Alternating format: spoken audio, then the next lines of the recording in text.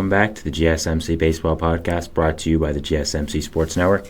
I'm your host, Sam Menzie, and we have a great show for you today. First topic we'll be covering is recapping the American League games from yesterday, and then we'll be moving on to the National League games as well. Then we'll be talking about the Marlins and some recent news involving them. There has been a lot, so I wanted to recap it and go over it. And finally, we'll be talking about the A's moving to Sacramento for the 2025s and 2026 seasons. Now, before we do that, I'd like to ask you to please like and follow the show. We do get a number of questions from viewers, so to ensure that your question does get run in the air, please use the link gsmcpodcast.net. It really does help the show, and it really does mean a lot. So thank you so much for that, and let's get straight into the show today. All right, so as I said, we are going to be recapping the games yesterday. Today we're going to be talking about it, though, so we'll be getting straight into that. I will say there is currently a game on right now, so I will probably be talking about that in the middle if something does happen. The Mets look like they're about to lose, but we'll see. So, let's go into the AL games for today. So, first one we'll be talking about is Astros-Blue Jays. This has been an exciting series so far with a no-hitter for the Astros and a late-game comeback for the Blue Jays. So, let's see what they have in store this time. Scoring starts in the top of the third here with Yordan Alvarez hitting his first home run of the season. Long awaited, so it's nice for him to get off the mend. After that, we have Yordan Alvarez again hitting an RBI with a RBI double, scoring Altuve. Then we move to the bottom of the fifth, where Chas McCormick hits an RBI single, scoring one and making it 3-0. Jeremy Pena then hits a RBI single, scoring Yainer Diaz to make it 4-0 in the same inning. Bottom of the sixth now, Yordan Alvarez hits his second home run of the season and the game, making it 5-0. Jeremy Pena would then hit a two-run homer himself to make it 7-0, and Altuve would follow it up with a solo home run himself to make it 8-0. So a really great job here by the Astros to control this game throughout, have a lot of offense, and get them up no run. So really great game by them. Disappointing game if you're a Blue Jays fan. You had Chris Bassett go, one of your better pitchers, go 4 1/3 innings, 4 earned runs, 3 walks, and 3 strikeouts and a homer. So not great start to the season for him. So definitely want that to be improved if you want to go far this season. After that, we have Christian Javier for the Astros. He went 5 innings. He had only 1 hit the entire time. And the bullpen as well was great. Seth Martinez, Rafael Montella, Taylor Scott, and Dylan Coleman all going 1 inning, giving up no hits at all. So only 1 hit for the entire game for the Blue Jays. So a really strong game by both sides of the Mets team. And, great job over there. I will say the Mets now have the tying run up to bat with Pete Alonso there. So men on first and third. So if something does happen, again, I'll be letting you know right away. The next AL game we have is Royals-Orioles. First, in the top of the first, we have Salvador Perez open up the scoring early, hitting a RBI single to score Vinny Pasquantino, making it 1-0. Then we have Salvador Perez hitting another RBI single in the top of the third, making it 2-0. Michael Garcia then hits a solo home run in the top of the seventh to make it 3-0. So a great job by the Royals here to get out early, and obviously the Orioles haven't scored yet, but that would all change very quickly. Here in the bottom of the eighth, Gunnar Henderson would hit a sacrifice fly to score Colton Cowser to make it 3-1. Then Adley Rutschman would hit an RBI single to make it 3-2, so they're slowly coming back here. And in the bottom of the ninth is where it would all implode for the Royals, as James McCann, after a 5-hour rain delay in this game, hit a RBI single, scoring Cedric Mullins and Ryan Mountcastle, winning the game 4-3 for Baltimore. So a great job at Baltimore to fight back and win this game. I'd be really excited if I was an Orioles fan for this win, and overall I think it's just a great game by them. Looking at the pitching here, Corbin Burns went, of course, 5 2/3, giving up only 2 earned runs.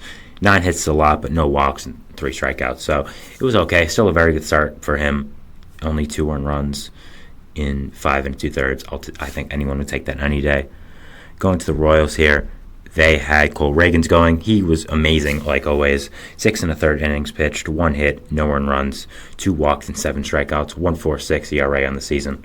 So a great job by him to continue being an ace and continue being that guy that the Royals need at the top of the rotation. So a great win by the Orioles, though, and both teams are looking to get better as the season goes on. The Mets game just ended as Pete Alonso striked out, so the Mets now are 0-5 and one of 2 winless teams in the league. Just an awful loss by them. I really have no words at this point, so we'll probably talk about it in the NL segment, but just wanted to let you guys know about that. Next, we have for the AL games, Rangers-Rays. For this game here, we're going to go to the top of the sixth, where the scoring would finally open up with Corey Seager hitting his first home run of the season. So a slow start for him, but all worth it for that big home run for the first one. So great job by him to get off to a nice start. Top ninth now, we'd have to jump all the way there to get some more runs. Josh Smith would then hit an RBI single, scoring 2, make it 3-0. And Marcus Semien will also hit an RBI single, making it 4-0. Then we would have the Rays in the bottom of the ninth try to get some runs back with a Harold Ramirez RBI single, making it 4-1. But it would be no match, as they would not score any more runs this game, and the Rangers would take it 4-1. Looking at the pitching here, you had Aaron Civale go for the Rays. He went 6 innings, gave up only 1 earned run. It was a really great start by him. Just the bullpen kind of blew it after. So, yeah, really can't blame it all on him, but it was a really strong start, and that's what you want going into the future. Nathan Eovaldi was going against his former team for the Rangers. 7 innings pitched, no earned runs, 4 hits. Incredible start for him. Was an ace last year and needs to be an ace this year with the way their pitching staff looks. So if he continues playing like this, I don't think that'll be a problem. So the Rangers definitely need that to happen, and they definitely need their players to perform like this. So, yeah, I'd be excited if I was a Rangers fan. Next game we'll be talking about is Angels-Marlins. Going into the top first here, Taylor Ward hit an RBI single to make it 1-0 Angels early. Brennan Jury would then hit a RBI force out to score Mike Trout to make it 2-0 Angels top of the first early. So nice job by them to jump in front. Then at the top of the third, Brennan Jury reached on a fielding error to make it 4-0 Angels. Then bottom of the third, Marlins trying to start to come back here. Josh Bell hits an RBI single to score Avisala Garcia to make it 4-1. Jake Berger would then also hit an RBI single, making it 4-2. So Marlins look like they might be coming back here a little bit. Might be looking like they got some life here. But that would not be the case whatsoever. As the Angels then explode, you would have Zach Neto hitting a 3 RBI double, making it 8-2 Los Angeles. I skipped over 2 runs, sorry. Logan O'Hoppe hit an RBI single, and Joe Adell would hit a sacrifice fly to make it 6-2. Then Zach Neto would hit an RBI double to make it 8-2. Lone Shanuel hit a sacrifice fly to make it 9-2, and Taylor Ward hit his third home run of the season, so a nice start to the season by him to make it 10-2 Angels, and they would ultimately win the game off that score. So a pretty horrid start to the season by the Marlins. Again, we're going to talk about it much later in the show, so we're not going to go too in deep with that right now. Next, we are going to be talking about Twins-Brewers. An exciting game here. You had on the bottom of the second, scoring opened up with a Bryce Terang sacrifice fly to Max Kepler. Sal Frelick would score and make it 1-0 Milwaukee.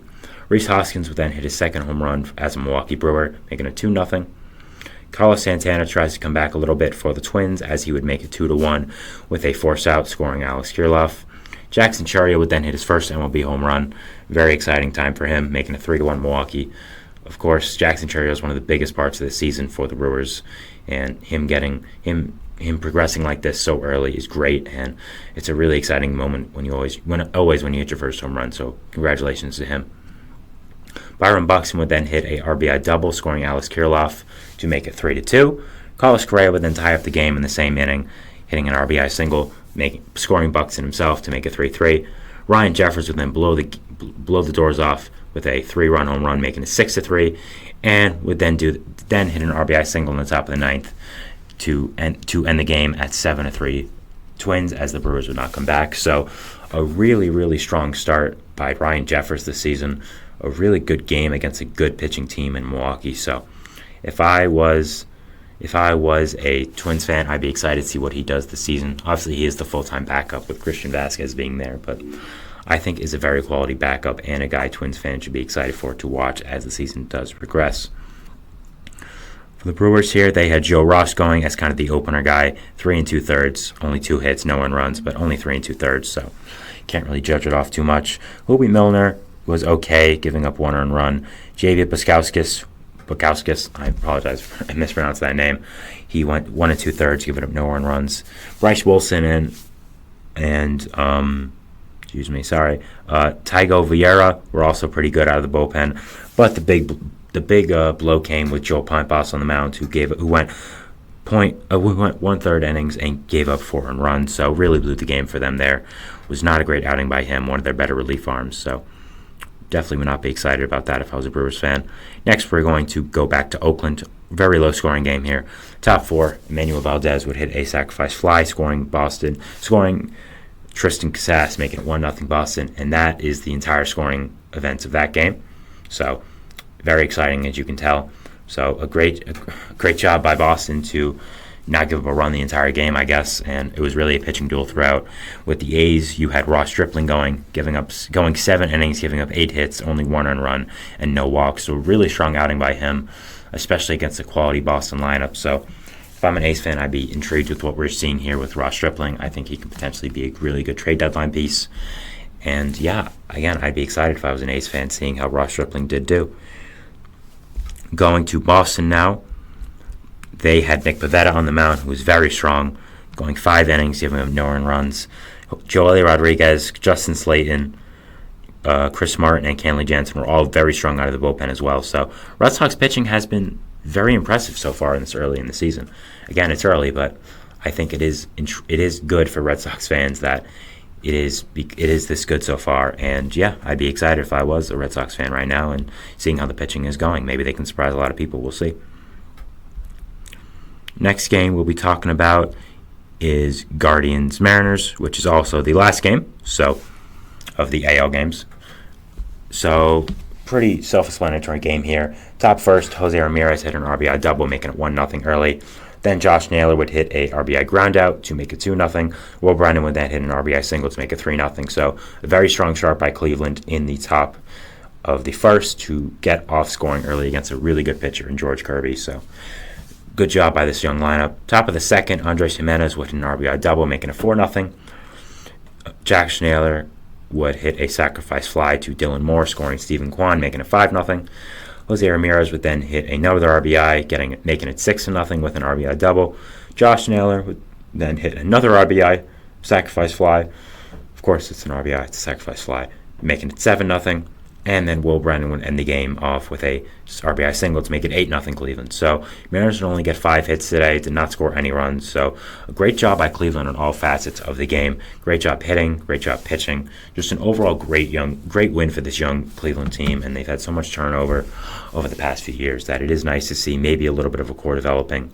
I think Stephen Vogt has been really impressive so far as the manager of the Guardians. And right now they're 5-2.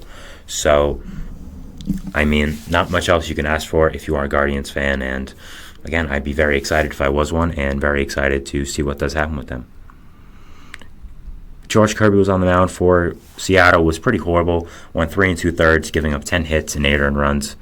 Not great if I'd be a Mariners fan, so yeah, definitely want to see that improve. Now, a lot of that was when he left the game, but still, you don't want to give up 8 earned runs no matter what happens. So, yeah, not a great outing for George Kirby, who is one of their better starters, but they have a lot of pitching depth, and I'm so confident in Kirby that he can rebound. For the Guardians here, they had Logan Allen on the mound, who's really, really good. 6 2/3, only giving up 4 hits, no earned runs, 6 Ks, 3 walks, though, but still an amazing start by him against a really nice Seattle lineup. So I'd be very intrigued if I was a Guardians fan right now, seeing how Logan Allen did. So, yeah, he did really, really well out of the rotation, and I'd be excited to watch his season go on if I was a Cleveland fan. All right, that is the end of the AL game segment. Those were all the games that happened yesterday that were in the American League. We'll be going to our second segment here, which is going to be talking about the NL games. Of course, we just talked about the AL, so we'll be talking about the NL now. So, yeah, going to a break, and we'll see you after that. Thanks, bye. I feel like I'm losing.